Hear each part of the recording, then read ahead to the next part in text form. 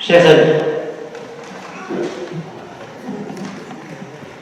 je désire vous exprimer ma joie qui m'habite d'être là aujourd'hui parmi vous. Sachez que cette joie fait partie d'une plus grande joie encore, celle de me mettre dans les pas du Christ en acceptant la mission qui m'est confiée aujourd'hui au service de notre unité, à votre service.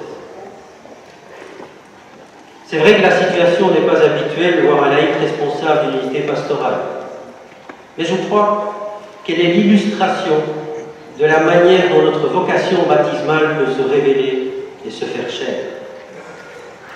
Je ne vais pas vous faire une grande genèse de mon parcours, mais je voudrais humblement vous partager un fait. Au cours de mon stage dans l'unité Sainte-Croix, j'ai constamment ressenti que quelle que soit la mission qui m'était confiée, c'était toujours le même sentiment qui revenait et qui me mettait en action, la joie d'être attendu.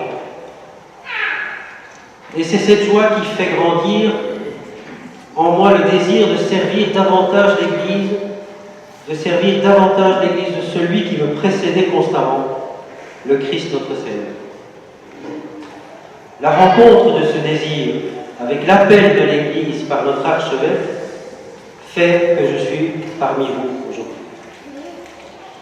Tout ceci n'aurait peut-être pas été possible sans la rencontre avec un certain nombre de personnes, et je désire rendre grâce au Seigneur de les avoir mises sur mon chemin.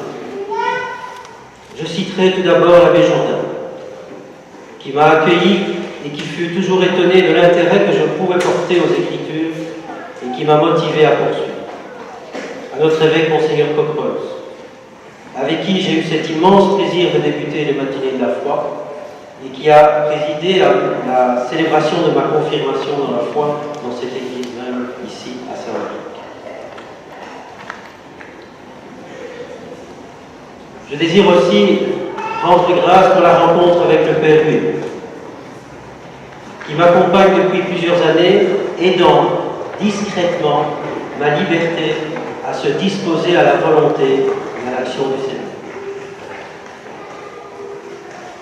Le chanoine Luc Terling, responsable de l'unité Sainte-Croix, qui m'a permis de confirmer mes charismes en m'envoyant sur des missions importantes, tout en me faisant une confiance immense et en témoignant d'une sincère et grande motivation.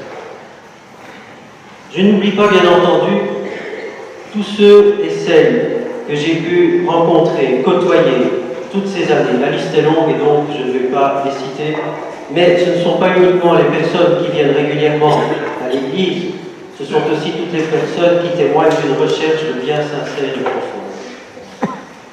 J'aimerais également remercier nos trois prêtres nommés dans notre unité, les abbés François, Maître Andro et Robert, qui m'ont accueilli dans un esprit de fraternité, ainsi d'ailleurs que toute l'équipe pastorale de l'unité. Je conclurai enfin pour vous dire que l'unité pastorale, c'est l'affaire de tous les baptisés, sans exception. Dans ma vision de l'unité pastorale, ce n'est pas seulement pour tous, mais également de et par tous les baptisés. En ce sens, la pastorale n'est pas uniquement l'affaire de quelques-uns, mais elle est l'affaire de tous.